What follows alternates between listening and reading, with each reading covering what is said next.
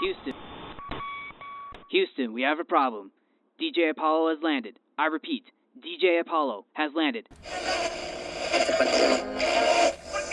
Here, mate.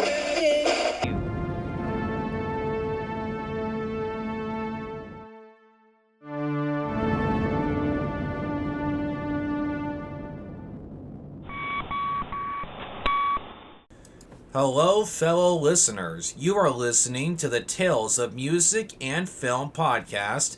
I am your host, Christian Taylor, and thank you for clicking on today's episode. And like I always say, I hope you are doing well.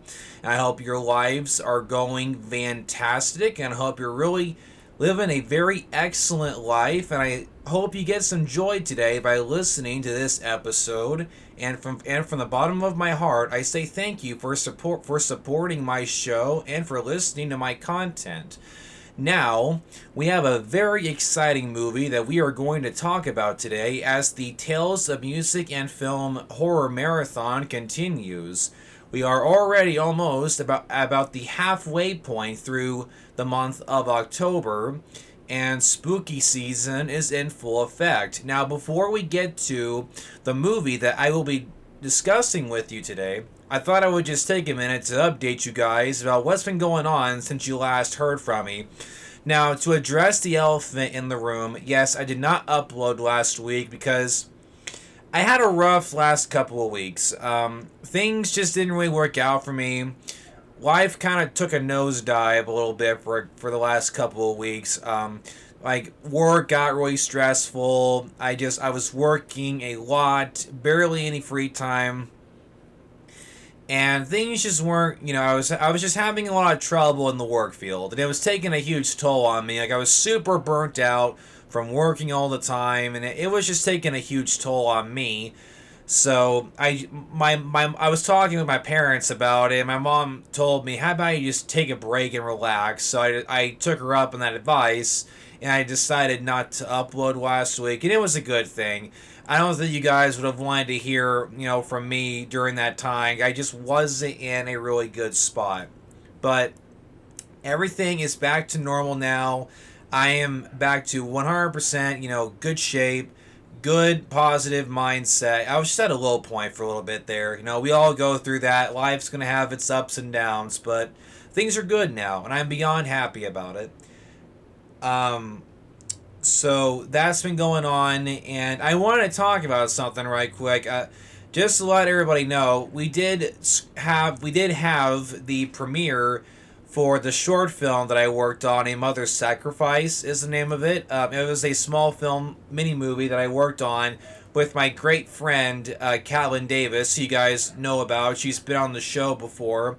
I interviewed her talking about our experiences, on set while we were making the movie. And we had the premiere for it this past September 28th at my hometown's junior high building.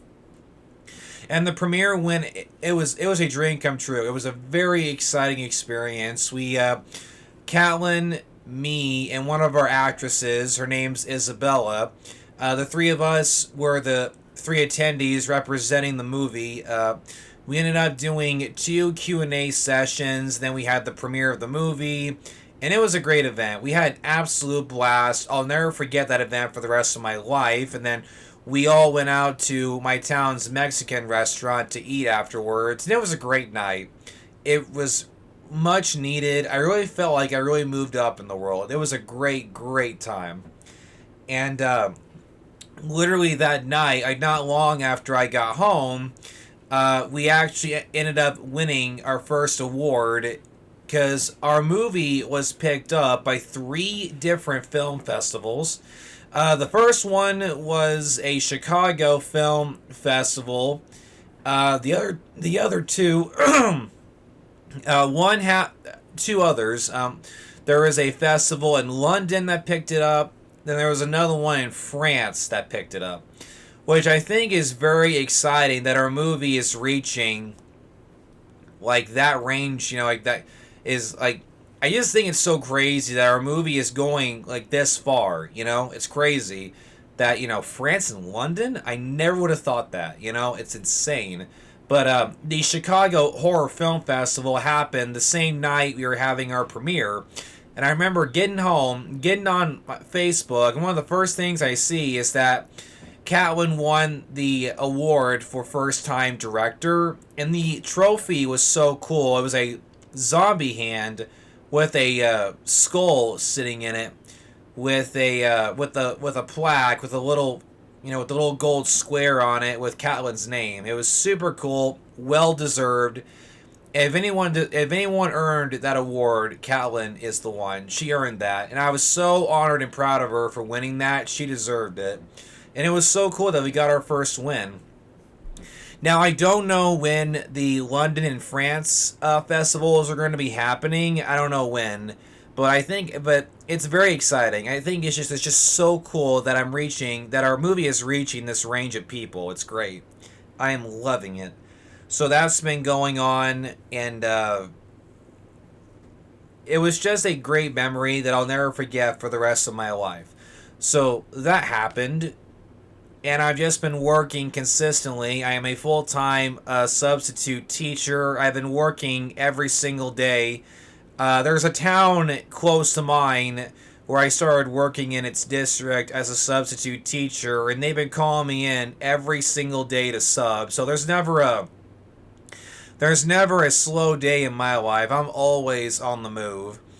And the second half of my day, I work at Walmart, which is in another town close to mine. So it's working every single day. I wake up at like 7 in the morning and I don't get home until like 10:30 at night. So I work all the time. But I've been reaping the awards recently of working hard. So life is going great.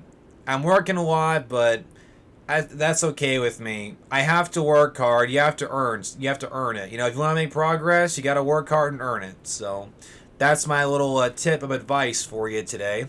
Now that is out of the way, what is the horror movie that we were going to be talking about today? Now, to tell you the truth, I was struggling a little bit about what the next movie was going to be, because I have some really cool stuff coming up. So Catlin Davis, I was talking with her. I told her I was wanting to have her back on the show again because she is just a magnificent person to talk to. And her and I have had a lot of talks about movies, over the last couple of years. And she's really shown me, I had no idea that she was a huge fan of horror movies. She likes scary movies, especially foreign films. She was telling me she's gotten a huge love recently for foreign films, which is cool. And I thought it'd be very neat to have her back on the show, and then her and I could talk about a scary movie. Now, I gave her a few choices, and the one that she picked was Coraline.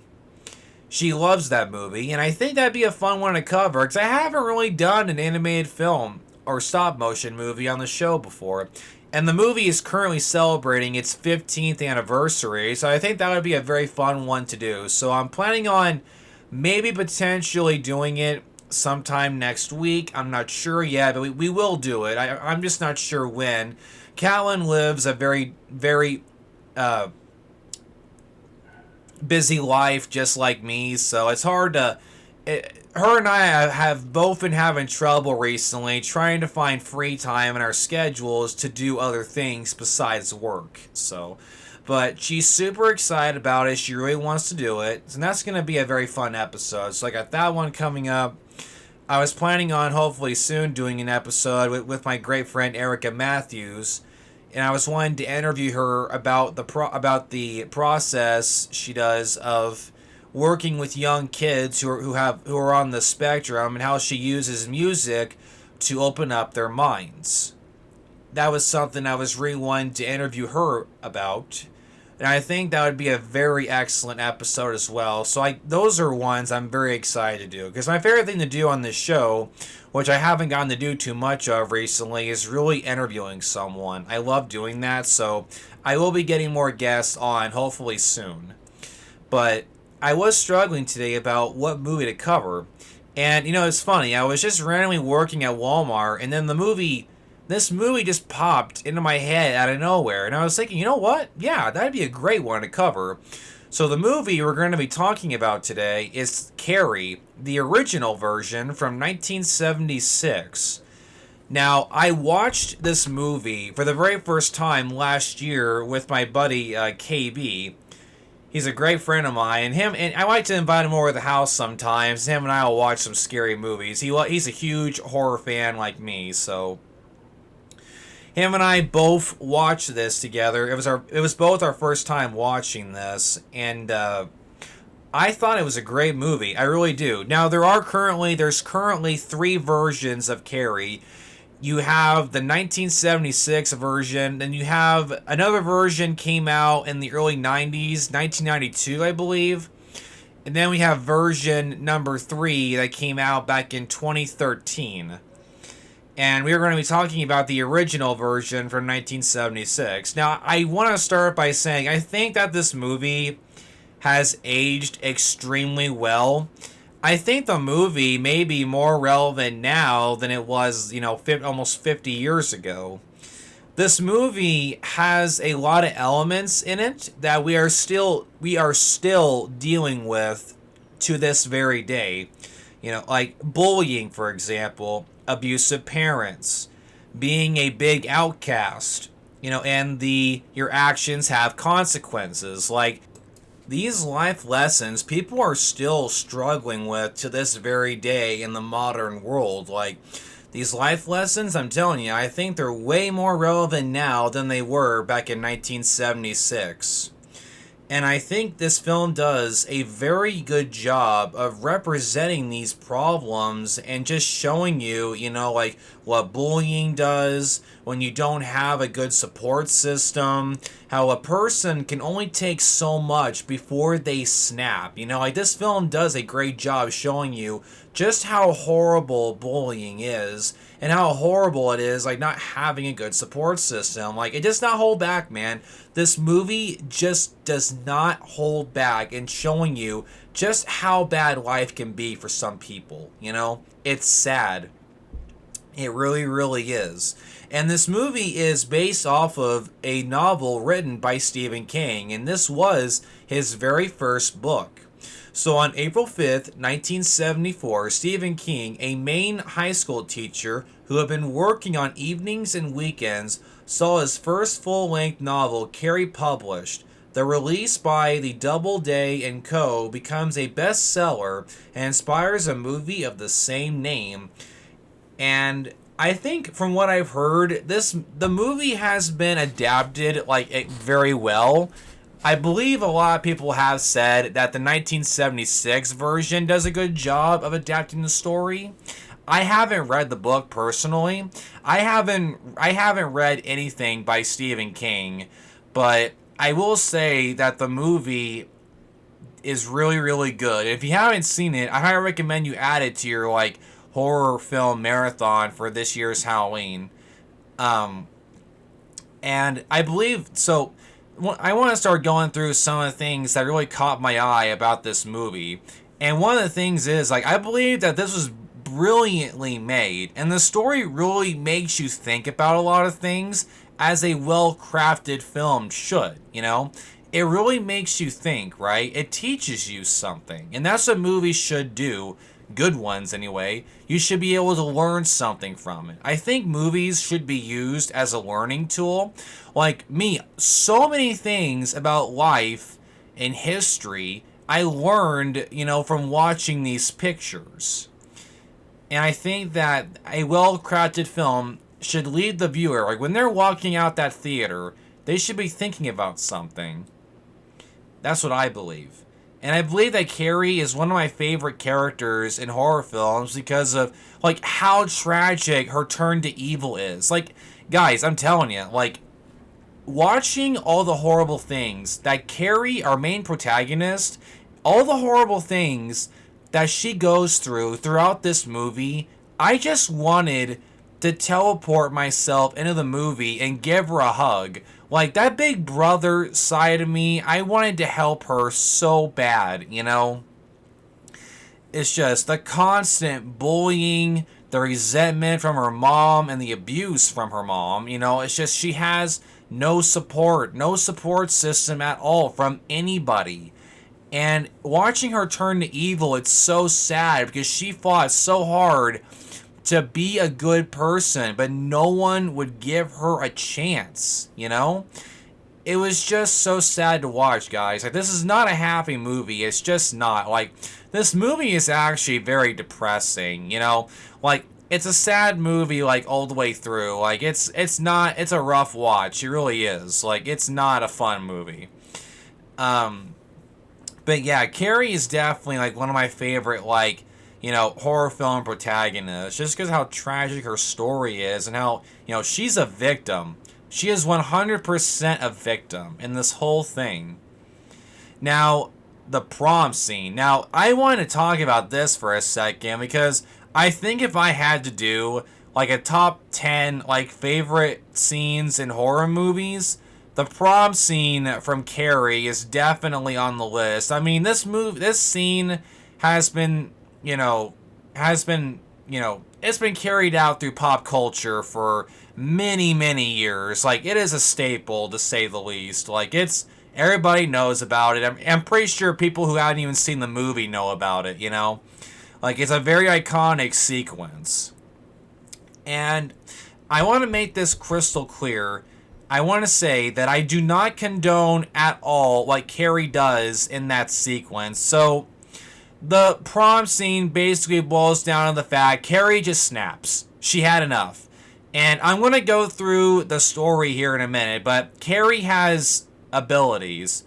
She's a telepath, like she can make things move, she can pick up stuff, like it's kind of like she has like the ability to, like, it's like using the Force in Star Wars where she can, you know, bend anything to her will. She can use her powers to lift anything, any heavy object or whatever. She just snaps and starts killing everybody in the auditorium.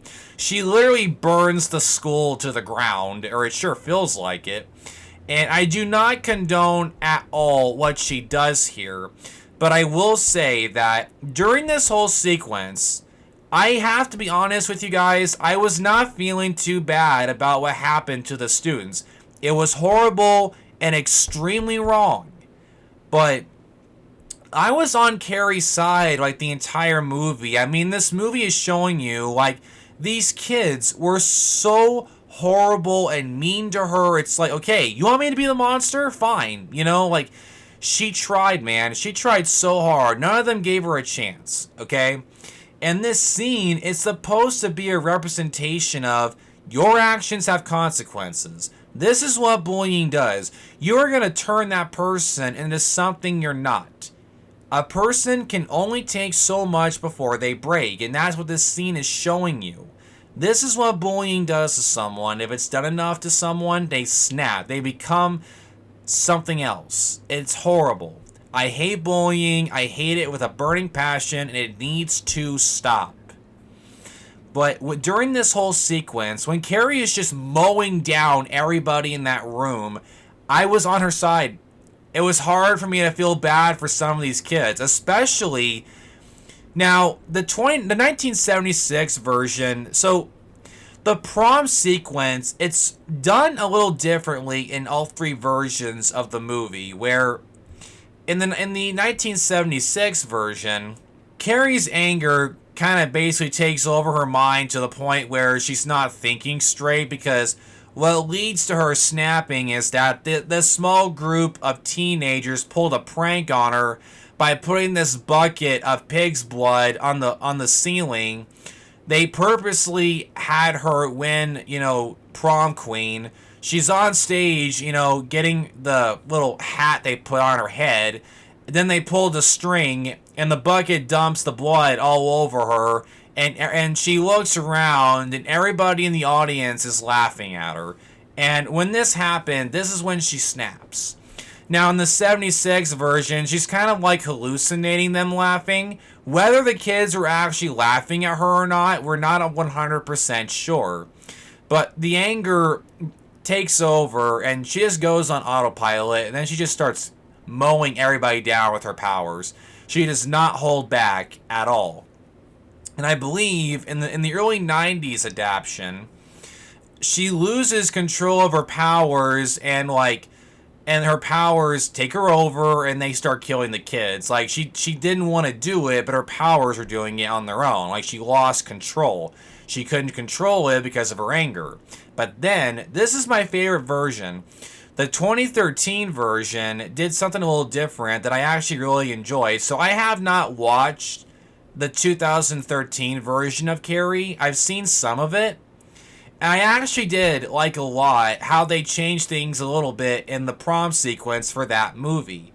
Because what they did was, they did have everybody in the audience laughing at her when the blood hit her. And the other thing that I like is that the guy, his name is Tommy, he is the only person in the entire story that showed any ounce of, care and love towards Carrie, and he asks her to the prom. And he got, prom king, of course. They're both up on the stage. And what happens is he dies. The bucket, it's a big bucket, I think, or something. The bucket breaks off from the ceiling, and it hits him in the head and snaps his neck. It's a little over the top, I will say. But in the 1976 and the 1992 versions, Carrie didn't seem that bothered by his death. She was more focused on the part of the blood hitting her and she snaps. But the 2013 version, Carrie doesn't even care about the blood. When she's holding Tommy's dead body in her arms, the one person who supported her throughout the entire film is gone. And then she looks out, right? This is when she snaps. Everybody's laughing at her, and then she just goes completely insane. And she gives a smirk like, okay, you want me to be the monster? Fine, I'll be your villain, Then she just starts mowing everyone down. And since this came out in 2013, the technology's upgraded, right? So we really got to see the full extent of what Carrie can do. And it was insane, So I actually, out of all three versions, I think the 2013 version did the best, version of the prom sequence, because she lost the one person who supported her every step of the way, and the minute that happened was when she just snapped and killed everybody. So, yeah, the prom sequence, but the 1976 version is really good too. It's a little more sad in a way, where it's like her anger takes over and she's not like thinking clearly. There may have been some kids laughing, but whether everybody was laughing at her, we're not sure. The movie was kind of hinting that she was kind of like daydreaming it, like it wasn't actually happening, but I'm not 100% sure. That may be just a theory. But nevertheless, the blood pouring on her was enough to make her go crazy. So yeah, prom sequence, really, really good. The 2013 version's my favorite. So this movie had a really good cast. I'll just name off some of the main cast members. So at first, we have Sissy Spacek as Carrie White. We have John Travolta as Billy Nolan. We have Piper Lauren as Margaret White. We have Amy Irving as Sue Snell. We have Nancy Allen as Chris Hegnerson. We have William Catt as Tommy Ross. We have PJ Souls as Norma Watson. And we have Betty Bunkley as Rita Desjardins. And that is some of the main cast for the movie of Carrie. Now, here's a quick little summary plot, but we will be going into the plot in much better detail, but I thought I would just start by doing this quick little summary. So, in this chilling adaptation of the Stephen King horror novel, withdrawn and sensitive teen Carrie White faces taunting from classmates at school and abuse from her very crazy mother at home. When strange occurrences start happening around Carrie, she begins to suspect that she has supernatural powers. Invited to the prom by Tommy Ross, Carrie tries to let her guard down, but things eventually take a dark and violent turn. And oh, it definitely does, my friends. It definitely does.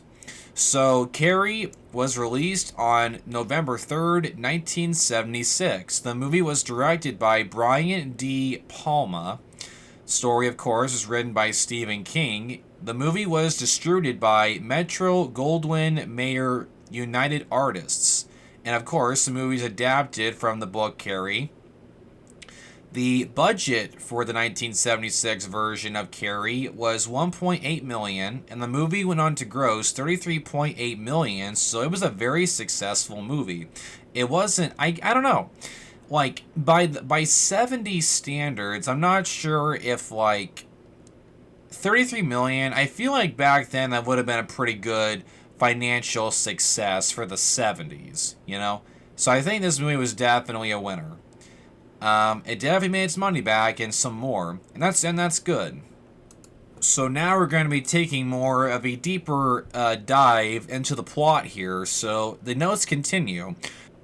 Carrie is a 1976 American supernatural horror film directed by Brian De Palma from a screenplay written by Lawrence D. Conan, adapted from Stephen King's 1974 novel of the same name.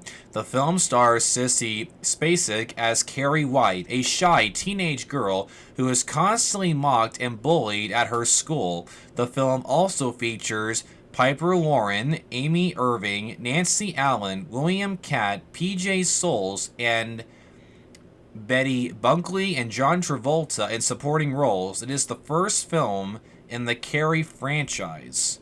The film was based on King's first published novel. De Palma was intrigued by the story and pushed for the studio's permission to direct, while Spacek was encouraged by her husband to audition for the role of Carrie. It is first of more than 100 film and television productions adapted from or based on the published works of King. Theatrically released on November 3rd, 1976 by United Artists, Carrie became critically and commercially successful, grossing over $33.8 million against its $1.8 million budget. It received 2 nominations at the 49th Academy Awards, Best Actress for Spacek and Best Supporting Actress for Lauren. Critics and audience members alike widely cite it as the best adaptation of the novel amongst the numerous films and television shows based on the character, as well as one of the best films based on King's publications. So this next set of notes here, we're going to be doing a deep analysis of the plot for the story of Carrie, and I just want to give you guys a full warning. The notes is going to feature some stuff that's going to be inappropriate for some listeners, so I'm just letting you guys know. Like, this movie is going to be going into detail about the things that Carrie goes through in school. And I just want to clarify, in this story, Carrie's a high schooler. She's around, I believe, 16 years old, something like that, 16, 17 years old, and the notes are going to be going into, things that teenage girls go through around this time, so just, full warning, is going to be inappropriate for some listeners, so I just wanted to give you guys a full warning here. 16-year-old Carrie White is a shy teenage girl who lives with her very religious and unstable mother, Margaret, and Carrie is a loner and she's bullied by her peers at school. When Carrie experiences her first period while in school, she panics, having never been told about menstruation. Her classmates laugh at her, throwing tampons and sanitary pads at her until the gym teacher, Miss Collins, intervenes. Margaret tells Carrie that her period was caused by sin and locks Carrie in a prayer closet to pray to God for forgiveness. At school, Miss Collins reprimands Carrie's tormentors, punishing them with exercise, detention, threatening to suspend them and stop them from going to prom if they refuse. Carrie's longtime bully, Chris Hargetson, eventually refuses and gets banned from the prom. Plotting vengeance against Carrie, Chris and her boyfriend Billy Nolan break into a farm and kill pigs to drain their blood into a bucket, which they place above the school stage in the gym. Meanwhile, another girl named Sue Snell a remorseful classmate asks her handsome and popular boyfriend Tommy Ross to invite Carrie to prom. Carrie believes the proposition is a prank, but he insists it is genuine. Carrie discovers she has telekinesis despite Margaret's protests. She prepares for prom. Margaret sees Carrie's telekinetic powers and denounces her as a witch. During prom, Chris and Billy hide under the stage while the other conspirators switch the ballots to ensure Carrie wins the prom queen title. As Carrie stands on stage with Tommy, finally beginning to feel accepted by her peers, Sue realizes Chris and Billy's plan and tries to intervene. Miss Collins spots Sue, thinking that she is up to no good, throws her out of the prom. Chris and Billy douse Carrie in the pig's blood before sneaking out of the school. The empty bucket hits Tommy on the head, knocking him out. Norma begins to laugh with other students, causing Carrie to hallucinate that everyone is mocking her, believing it was their plan all along. She telekinetically seals the exits, and the students are attacked by a fire hose, injuring several and killing Norma. A falling basketball backboard crushes Miss Collins after she and the students try to carry Tommy's body, and Carrie electrocutes her principal and teacher, one of the two bursting into flames. Setting the gym on fire, she exits the burning school and seals the doors behind her, trapping staff and classmates. As Carrie walks home, Chris attempts to run her over, but Carrie causes the car to swerve. It rolls, and Carrie ruptures the gas tank, the explosion killing Chris and Billy. Now, guys, I gotta be honest with you, during this whole sequence, like, these notes are telling, it's like, it was a very horrific scene, and I think they did a really good job of adapting this scene, to real life. Like, for 1976, this scene was, insane to witness. It is horrifying. And, a lot of these kids in the 1976 version, I do feel bad for a lot of them. But the 2013 version, I did not feel bad for the kids. Like, I did not feel bad for these teenagers. I did not feel that bad about them when Carrie started, going to town in there. Like, it was hard for me to feel bad for them in the 2013 remake. I just want to make that clear. The 1976 version, I did feel bad for a lot of them. But when Carrie got her revenge on the group of conspirators who did that pig's blood prank on her, I did not feel that bad about it when she killed them. I can't say I felt too bad about them. But yeah, this scene is a prime example showing you what happens when you bully someone. They will snap. So the notes continue. After Carrie bathes herself at home, Margaret reveals that Carrie was conceived when her drunk husband and Carrie's father, Ralph, raped her, an act that Margaret shamefully admits she enjoyed. She then stabs Carrie in the back with a kitchen knife. Carrie sends knives flying toward her, killing her. Then she destroys the house and perishes. Sometime later, Sue, who was the sole survivor of that night, has a nightmare in which she goes to lay flowers on the charred remains of Carrie's home. Upon the remains stands a for sale sign, vandalized in black paint with the words "Carrie White burns in hell." Suddenly, Carrie's bloody arm reaches from beneath the rubble and grabs Sue, who wakes up screaming as her mother tries to comfort her. And that's the ending, guys. I mean, like, this movie has a very sad ending. I mean, Carrie dies, and, like, she tried so hard to be a good person, and it's such a sad ending. It's horrible. I can't express enough, like, how many times I wanted to teleport into this movie and just give her a hug and tell her that it's going to be alright, this movie's hard to watch. It really is. Because there are millions of, teenagers and kids around the world who can watch this, right? And they're like, yeah, I've been in Carrie's position myself, bullying is such a horrible thing, it's just bad, man.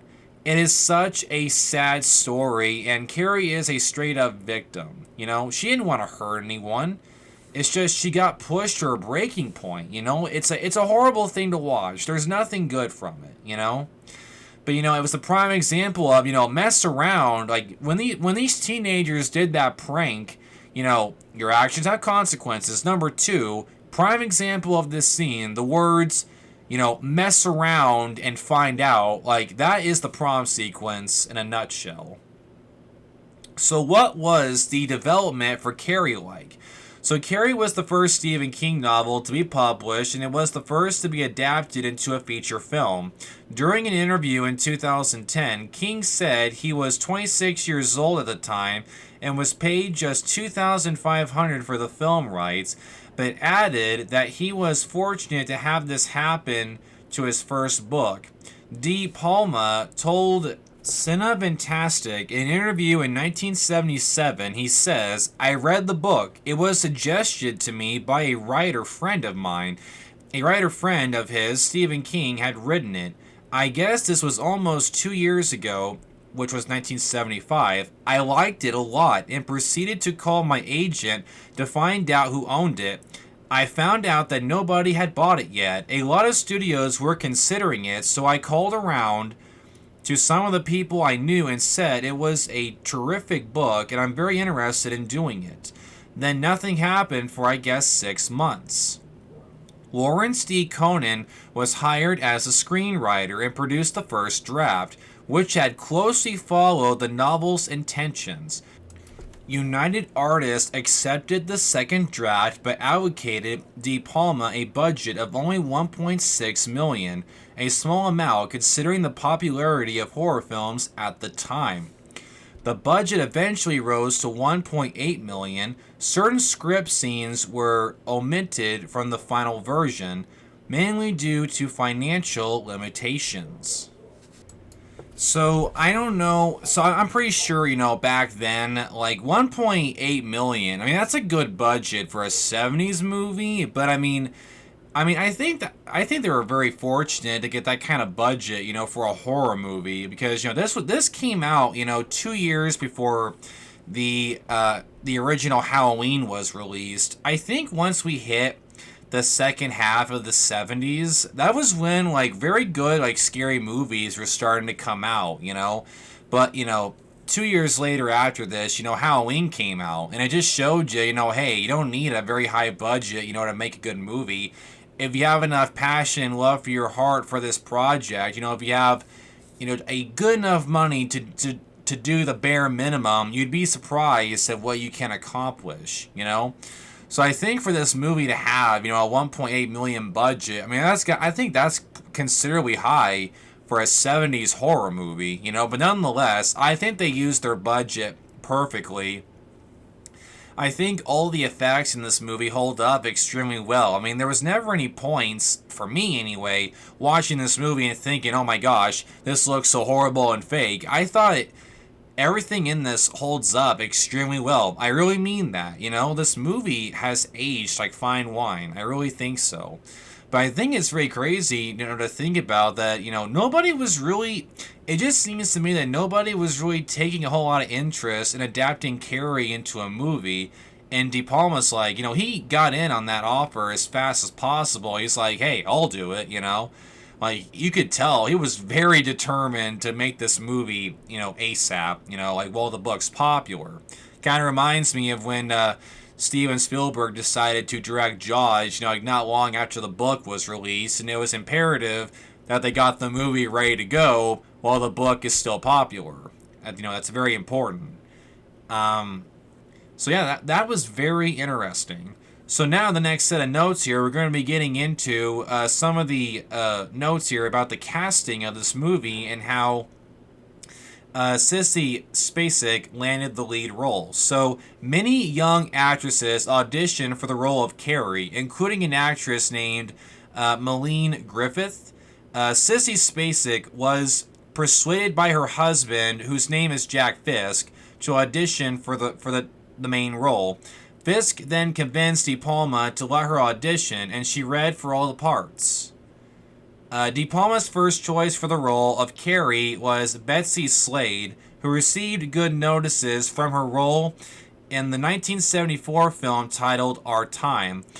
Sissy Spacek was very determined to land this leading role, so what she did was she backed out of a television commercial she was scheduled to film at the time. She rubbed Vaseline into her hair, she left her face unwashed, and arrived for her screen test clad in a sailor dress which her mother had made her in the 7th grade, with the hem cut off, and she was given the part. Actress Nancy Allen was the last to audition, and her audition came just as she was on the verge of leaving Hollywood. She and De Palma later married in 1979, but they divorced in 1984. Now, guys, I'm saying this right now. Sissy Spacek knocked it out of the freaking park. She was perfect. I think out of all 3 versions, she is the best Carrie. Guys, this woman got a Oscar nomination for a horror movie. I mean, do you guys realize just how rare that really is? Me and my friend Callan Davis, her and I have talked about this many times in the past. Hollywood just seems to have this big bias against horror films, they're not worthy of winning awards. I'm just kind of well, that's nonsense, I mean, for back then, to get an Oscar nomination for a horror movie, that tells you what a great actress she is. The prom sequence, her acting in that was so well done. She did a great job. And, she did a great job playing, Carrie. She was 27 years old when they filmed this, and she was playing, a 17, 16-year-old. I was actually shocked to find out she was that old when they filmed this. Because when you watch this, she looks like a high schooler. If I had known, I would have thought she was 17 or something, she looked really, really young, to be 27. I just thought that was absolutely mind-blowing, but I cannot imagine anybody else playing that part. She did such a magnificent job. Her acting, she deserved that Oscar nomination. She did a great job. So I'm very happy that De Palma made the right call in casting her. She was amazing in this movie. So now we're going to be getting into the filming of this movie. So De Palma began with director of photography Isidore Mankovsky, who was eventually replaced by Mario Tosi after conflict between Mankovsky and De Palma ensued. Gregory M. Auer, assisted by Ken Pepiot, served as the special effects supervisor for Carrie, with Jack Fisk, who is Spacek's husband, as art director. The White House was filmed in Santa Paula, California. To give the house a Gothic theme, the director and producers visited religious souvenir shops to find artifacts to decorate the set location. De Palma's directing off the camera in Carrie, as well as his other films, is often integrated in terms of its seeing indulgence in the male gaze.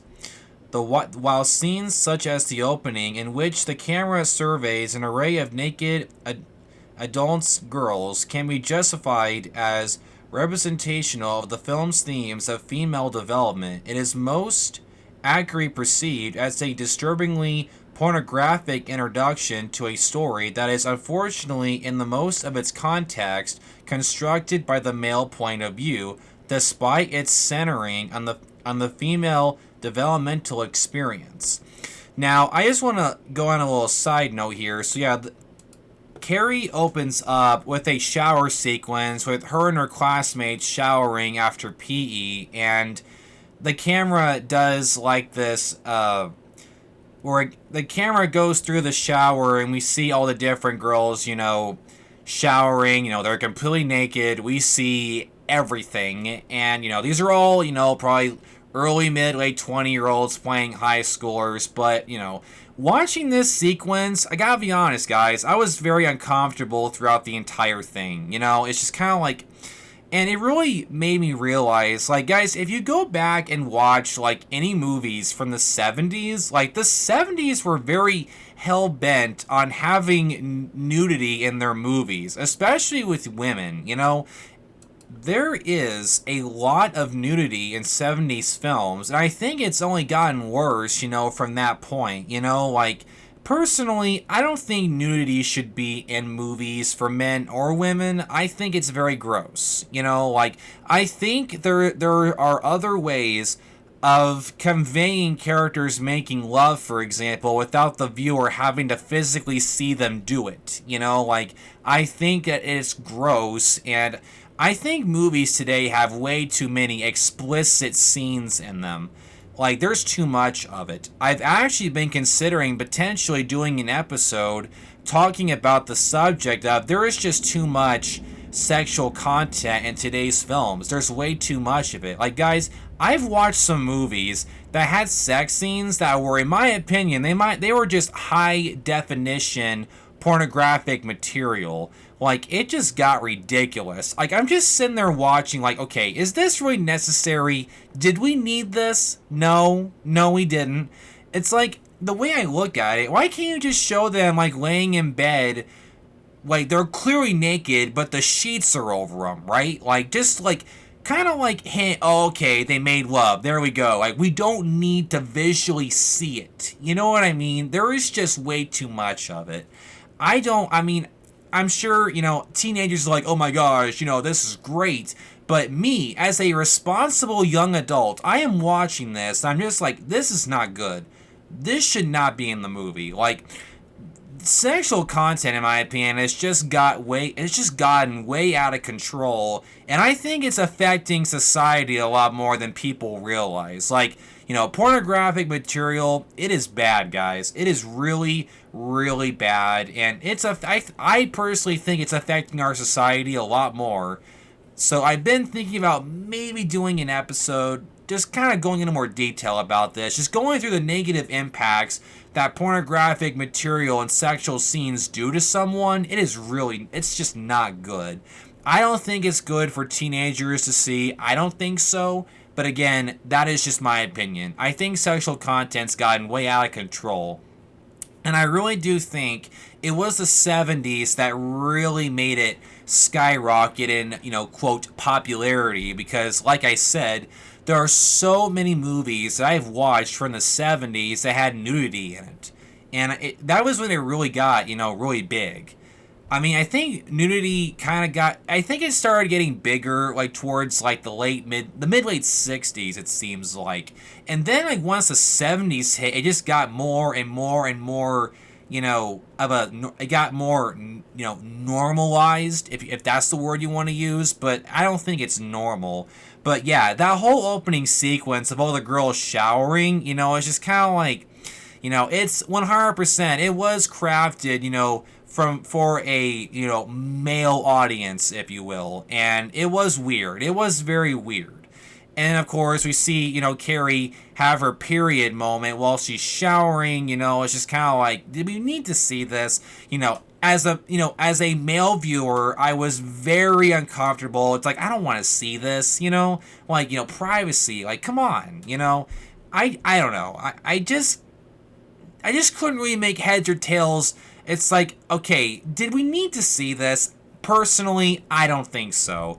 I just feel like there could have been another way to show Carrie going through this without us having to see every little thing that happens, you know? I just think too much was shown, you know? I just think too much was shown. But that was just my little side note on that. So going back to the notes here, an awareness of De Palma's directional portfolio and personal context encourages insight to the relationship between man and power and vulnerable women in America, and particularly in Hollywood, enriching a viewer's experience of the cult classic film. A wraparound segment at the beginning and end of the film was scripted and filmed, which featured the White Home being plummeted by stones that hailed from the sky. The opening scene was filmed as planned, Though on celluloid, the tiny pebbles looked like rainwater. A mechanical malfunction botched filming the night when the model of the White's home was said to be destroyed by stones, so the filmmakers burnt it down instead and deleted the scenes with the stones altogether. The original opening scene is presumed lost. The final scene, in which Sue reaches toward Carrie's grave, was shot backwards to give it a dreamlike quality. This scene was inspired by the final scene in Deliverance from 1972. Rather than let a stunt double perform the scene underground, Spacek insisted on using her own hand in the scene, so she was positioned under the rocks and gravel. De Palma explains that crew members had to bury her, like really bury her. We had to put her in a box and stick her underneath the ground. Well, I had her husband Fisk bury her because I certainly didn't want to bury her.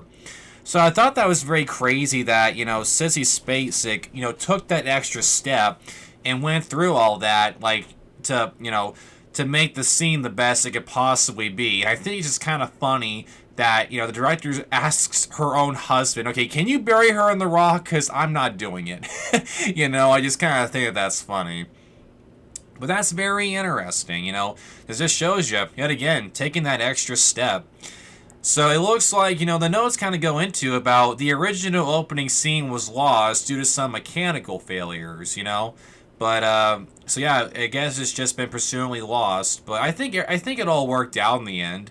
The film, watching it, I never got the sense ever of something was missing, if that makes sense. Like, I watching this whole thing, it told a very good, well-crafted story. Never once did I feel like, this scene feels like it's missing something, So I don't think, losing this scene, I don't think it damaged the movie in any kind of way.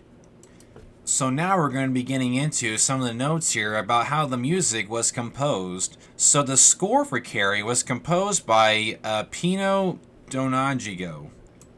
In addition, Donaggio scored 2 pop songs which were called Born to Have It All and I Never Dreamed Someone Like You Could Love Someone Like Me, with the lyrics done by Merritt Malloy. For the early portion of the prom sequence, these songs were performed by Katie Irving. Diageo would work again with De Palma on home movies Dress to Kill, Blowout, Body Double, Raising Cain, Passion, and Domino. The soundtrack album was originally released on vinyl in 1976 from United Artists Records. A deluxe CD edition containing a few tracks of dialogue from the film was released by Rykodisc in 1997, and a 2005 CD re-release of the original soundtrack was available from Veres Saraband. In 2010, Kritzerland Records released all 35 cues of Django's score for the film on a 2-disc CD set, which was presented as the complete score. Also included in this edition were the versions of Born to Have It All and I Never Dreamed, which heard in the film, as well as instrumentals of both songs, and hidden at the end of the final track, a version of the Calisthenics cue with Betty Bunkley's studio-recorded voiceover for the detention scene. The second disc was a remastered copy of the original 13-track album. The Kritzerland release was a limited edition of 1,200 copies. The Kritzerland re-released the first disc as the Encore Edition. In February 2013, this release was limited to 1,000 copies. Now, just throwing in my 2 cents here, I thought this movie had a very excellent soundtrack. Now, in my personal opinion, the best music was the music that was used during the prom sequence when Carrie snaps. Like, for all you listening who have seen the movie, you know what I'm talking about. there's this one track that plays like on a loop while Carrie's killing all of her classmates in the room, and this track has been used, it's been parodied in other movies. Heck, I believe the track was parodied in Finding Nemo, I'm pretty sure, when that one girl walks into the room with the little girl that has the braces on. When she walks into that room, like the fish in the fish tank are scared to death of her. And I believe this track was also used in the Great Outdoors movie with Dan Aykroyd and John Candy. So this movie's made its round. This track has made its rounds in other movies. Like, everyone knows about it. That was definitely the best use of the music, was during that sequence. So yeah, overall, this movie's got a great score. So what was the release for this movie like? So the film opened on November 3rd, 1976 in 17 theaters in the Washington, D.C., Baltimore area. 2 days later, it opened in 9 theaters in Chicago, then opened in 53 theaters in New York City on November 16th, and in Los Angeles on November 17th. So that's pretty interesting to read about. It slowly made its way through the areas throughout, the United States. So what was the reception and the legacy? So Carrie received widespread critical acclaim and was cited as one of the best films of the year. On the review aggregator website Rotten Tomatoes, 93% of 73 critic reviews are positive, with an average rating of a 8.3 out of 10. The website's consensus reads, Carrie is a horrifying look at supernatural powers, high school cruelty, and teen angst, and it brings us one of the most memorable and disturbing prom scenes in history. On Metacritic, which assigns a normalized rating based on reviews, the film has a weighted average score of 85 out of 100 based on 14 critic reviews, indicating universal acclaim. Roger Ebert of the Chicago Sun-Times stated that the film was an absolute spellbinding horror movie, as well as an observant human portrait, giving 3.5 stars out of 4. Variety declared the film had strong production, unusual plot twists, and a fine cast. Quentin Tarantino placed Carrie at number 8 in a list of his favorite films. In 2010 review, King replied that he thought, although dated now, Carrie was a good movie. Nevertheless, the film was not without its detractors. Gene Siskel of the Chicago Tribune gave the film 2.5 stars out of 4 and called it a crude shocker with little style, praising the strong performance but opening that the movie falls apart during the climax, which he described as crude and sloppy. But I have to disagree with that. I think it's very cool. I always love when Quentin Tarantino throws in his takes on films. The guy's got really good taste. I've actually been listening to some clips from interviews of Quentin talking about some of his favorite movies. Like, I listened to a very good clip just last night of Quentin Tarantino passionately talking about how much he loves the original Evil Dead from 1981. And I watched another bit recently of Quentin talking about his experience watching the original Halloween, and I thought that was very good too. Like, Quentin is very passionate about filmmaking, and he really goes into great detail explaining why he loves these movies so much. It's really great it's very infectious to listen to as a movie lover myself. And I am happy that Stephen King was very happy with the outcome of the movie and that I did a good job adapting his book. Now, it's a completely different story on The Shining, however. He had a very negative take, I feel like, with how Stanley Kubrick did The Shining. Maybe we'll talk about that movie someday, but nonetheless, King was very happy with the outcome of this particular movie, and I'm very glad, for the most part, the movie got a lot of praise. But going back to what this one reviewer, Gene, was talking about, I would not say the movie was crude or sloppy in any kind of way. I mean, for a 70s movie, this story holds up very well. Same with like the effects and everything. I think this movie is a very good 70s time capsule. So box office. So Carrie was a box office success, earning 14.5 million in theatrical rentals in the United States and Canada by January of 1978, from a gross of 33.8 million in its first 19 days from 60 markets. The film had grossed over $3 million overseas. The film earned rentals of $7 million for a worldwide total of $22 million. So, yeah, translation, this movie ended up making a good chunk of change, and that's good. That's good. You know, you had a good movie. You know, like, if you really love your craft and you're very passionate about it, the money will come in. It will. So the last bit of notes here, we're going to be talking about the accolades of the movie. So Carrie is one of the few horror films to be nominated for multiple Academy Awards, like I mentioned earlier. Spacek and Laurie received nominations for Best Actress and Best Supporting Actress awards, respectively. The film also won the grand prize at the Avoriaz Fantastic Film Festival, and Spacek was given the Best Actress Award by the National Society of Film Critics. In 2008, Carrie was ranked number 86 on Empire's list of the 500 greatest movies of all time. The movie also ranked number 15 on the Entertainment Weekly list of the 50 best high school movies, and number 46 on the American Film Institute's list of 100 greatest cinema thrills, and was ranked 8th for its ending sequence on Bravo's The 100 Scariest Movie Moments from 2004.